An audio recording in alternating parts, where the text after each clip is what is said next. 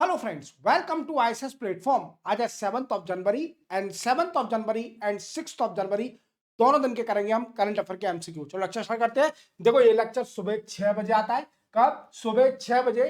Week में 3 दिन, Monday Wednesday Friday, week में 3 दिन आपको करंट अफेयर के एमसीक्यू कराए जाते हैं जो कि पूरे वीक के इसमें कवर होते हैं। और इसी के साथ मैं आपको इन्फॉर्म करना चाहूंगा कि ये एमसीक्यू का वीडियो है, बट 10 बजे मैं लाइव भी आता हूं जिसमें आपको हिंदू इंडियन एक्सप्रेस और पीआईबी डिटेल में पढ़ाता हूं। बता दो, देखो प्रीवियस लेक्चर मैंने शूट किया था, आपके लिए एडिटोरियल भी बनाता हूं। जो भी इंपोर्टेंट एडिटोरियल, जो भी न्यूज होती है वो आपके लिए कवर कराता हूं। ये प्रीवियस लेक्चर शूट किया था आपके लिए। इंडिया एंड न्यूजीलैंड जो कि फ्री ट्रेड एग्रीमेंट साइन करने जा रहा है, नेगोशिएशन चल रहा है, इसका कंक्लूजन आ चुका है। इवन क्या क्या बेनिफिट मिलेगा इंडिया और न्यूजीलैंड को, देखना जरूर। क्लियर? 13 मिनट का वीडियो है, लिंक आपको डिस्क्रिप्शन में मिल जाएगी इस वीडियो की, नहीं तो आप चैनल खोलिए आपको मिल जाएगा।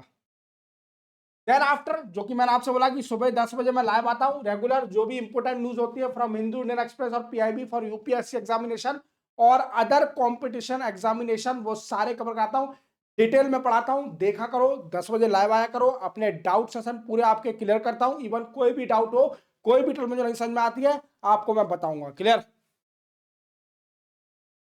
Which leader are likely to be chief guest and India Republic Day 2026? देखो ये पूछा है कि बताइए इंडिया रिपब्लिक डे 2026 में, जैसे आप जानते हो कोई ना कोई चीफ गेस्ट होता है, बट ये पूछा है कि बताइए इस बार 2026 में कौन चीफ गेस्ट हो सकता है। तो ये यूरोपियन यूनियन या यूरोपियन कमीशन की प्रेसिडेंट या यूरोपियन कमीशन की प्रेसिडेंट, क्या नाम है इनका? Ursula von der. क्लियर? याद रखोगे। इवन जो यूरोपियन काउंसिल है, यूरोपियन काउंसिल के प्रेसिडेंट ये भी चीफ गेस्ट हो सकते हैं इनके साथ, जिनका नाम है एंटोनिया कोस्टा। क्लियर? ये दोनों चीफ गेस्ट हो सकते हैं हमारे रिपब्लिक डे ऑफ 2026 में।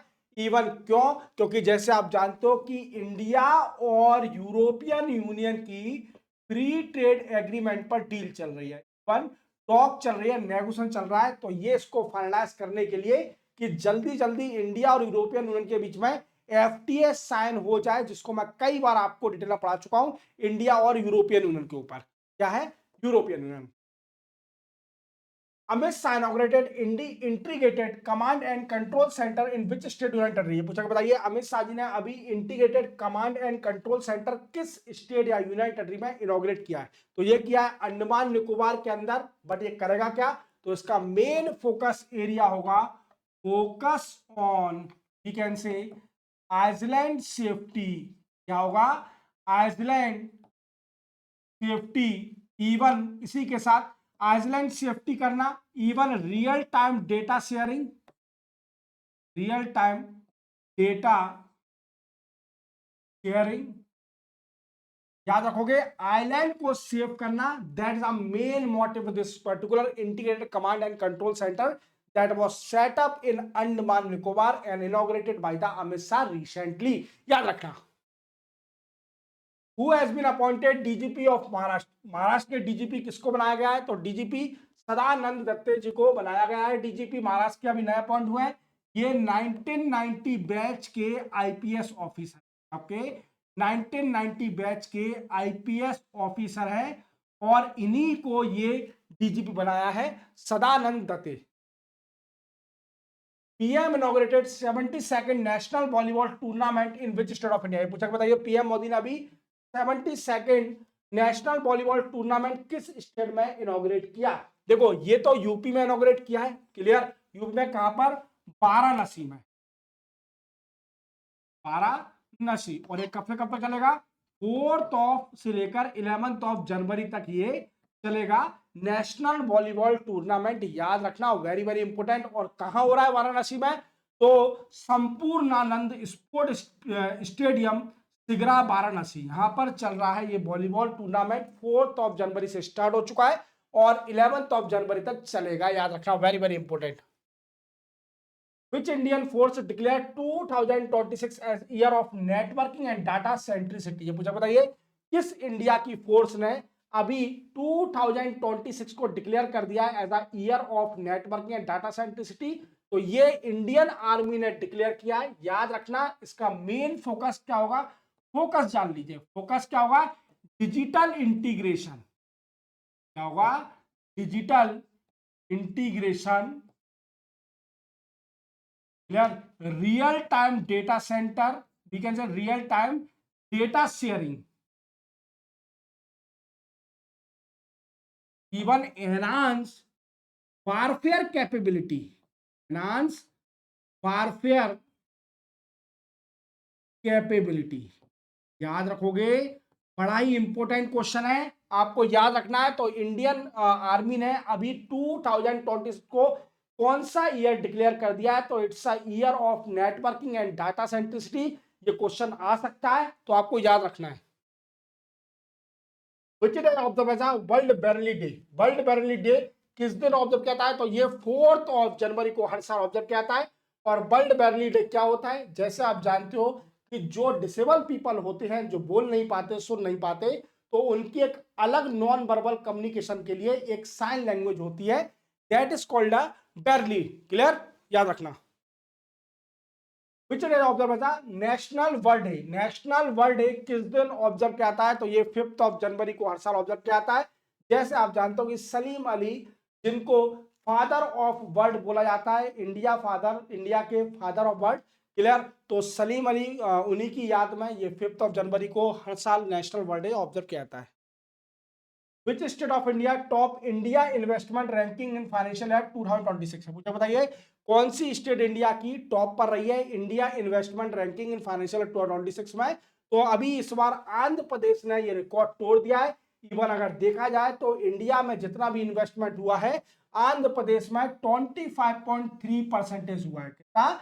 25.3%। उड़ीसा में 13.1%, महाराष्ट्र में 12.8% एंड मध्य प्रदेश में 3.2%। तो याद रखना है इस बार आंध्र प्रदेश ने लीड कर दिया है इन्वेस्टमेंट में, और अच्छा कर रही है Andhra Pradesh. India first government AI clinic launch at which city of India? पूछा, बताइए इंडिया का पहला गवर्नमेंट एआई क्लिनिक कहां पर लॉन्च किया गया है? तो ये नोएडा में लॉन्च किया गया है, GIMS क्लियर हॉस्पिटल में। और ये क्या है? ये क्या होगा इससे कि एक्यूरेसी होगी। क्या होगा? Accuracy in diagnosis, in diagnosis. याद रखना, accuracy in diagnosis. Clear? Then after quick treatment,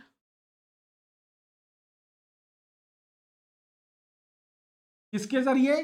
bye AI tool. AI tool के जरिए ये सारी होगा। याद रखना, very very important. Centre inaugurated smart green aquaculture RAS in which state of India? पूछा, बताइए सेंटर ने अभी स्मार्ट ग्रीन एक्वाकल्चर आरएएस किस स्टेट में लॉन्च किया है, इनॉग्रेट किया है? तो ये तेलंगाना में इनॉग्रेट किया है। ये करेगा क्या? तो ये क्या करेगा? स्किल ट्रेनिंग देगा। स्किल ट्रेनिंग फॉर फिशरमैन, जितने भी फिशरमैन होंगे, इवन फिशिंग टेक्निक सिखाएगा, new technique of fishing technique. याद रखना, वेरी वेरी इंपॉर्टेंट। क्लियर? तो fishing technique even skill training भी सिखाएगा, जो स्किल बढ़ाएगा, जिससे न्यू कल्चर तरीके से, न्यू फीचर तरीके से फिशिंग करी जाए। क्लियर? तो फिशिंग प्रोडक्शन भी एनहांस होगा हमारे इंडिया का इससे। क्लियर? याद रखना। India has launch E production, क्या? ई प्रोडक्शन इन्वेस्टमेंट बिजनेस वीजा। क्या? ई प्रोडक्शन इन्वेस्टमेंट वीजा। ये अभी क्या इंडिया ने लॉन्च किया है, किस कंट्री के लिए? तो ये लॉन्च किया है अभी चाइना के लिए। अब इसमें क्या होगा बेनिफिट? देखो, डिजिटली आप अप्लाई कर सकते हैं। चाइना के कोई भी इन्वेस्टर है, वो इन्वेस्ट करना चाहता है इंडिया में, तो वो डिजिटली अप्लाई कर सकता है। इवन क्विक प्रोसेसिंग होगी उसके वीजा की। इवन स्टे कर सकता है, stay in India, stay in India for 6 month, 6 month तक स्टे कर सकता है। याद रखना, इंडिया में 6 मंथ तक स्टे कर सकता है। और इसी के साथ वो इन्वेस्टमेंट प्रोसेसिंग के लिए, क्या बिजनेस एक्टिविटी के लिए, या फिर बिजनेस एक्टिविटी के लिए वो 6 मंथ तक इंडिया में स्टे कर सकता है। Very very important question. Who has been appointed chief justice of Sikkim high court. Chief justice Sikkim high court के कौन बन गए हैं? तो ये justice A Mohammad Mustaque, justice A Mohammad Mustaque ji को सिक्किम हाई कोर्ट का चीफ जस्टिस बना दिया है, याद रखना। और इवन गवर्नर इसको ओथ दिलाता है। कौन? गवर्नर इनको ओथ दिलाते हैं। जितने भी chief justice of high court होते हैं उस स्टेट का गवर्नर इनको ओथ दिलाता है। और इसी के साथ माथुर साहब जो कि गवर्नर हैं सिक्किम के, उन्होंने इनको शपथ दिलाई। 4 जनवरी से इन्होंने अपना परिवार ले लिया है, याद रखना।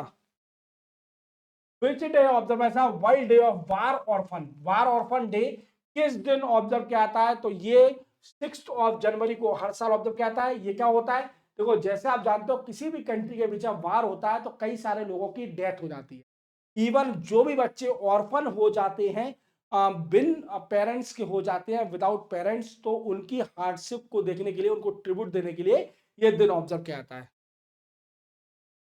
Who has been appointed director at central silk board Bengaluru. ये पूछा, बताइए किसको अपॉइंट किया है director at central silk board Bengaluru में? तो ये है PS गिरीश जी को अपॉइंट किया है। Very very important. Delcy Rodriguez become interim president of which country. ये मैम किस कंट्री की इंटरिम प्रेसिडेंट बन गई है? तो जैसे आप जानते हो कि वेनेजुला के प्रेसिडेंट जो कि थे निकोलस मडुरो, उनको कैप्चर कर लिया यूएसए ने। इवन उनकी कंट्री से उठा लिया, उनकी वाइफ को उठा लिया और न्यूयॉर्क ले गया। इवन वहां पर इनका प्रोसिक्यूशन चल रहा है किसी केस का, नार्को टेररिज्म केस का।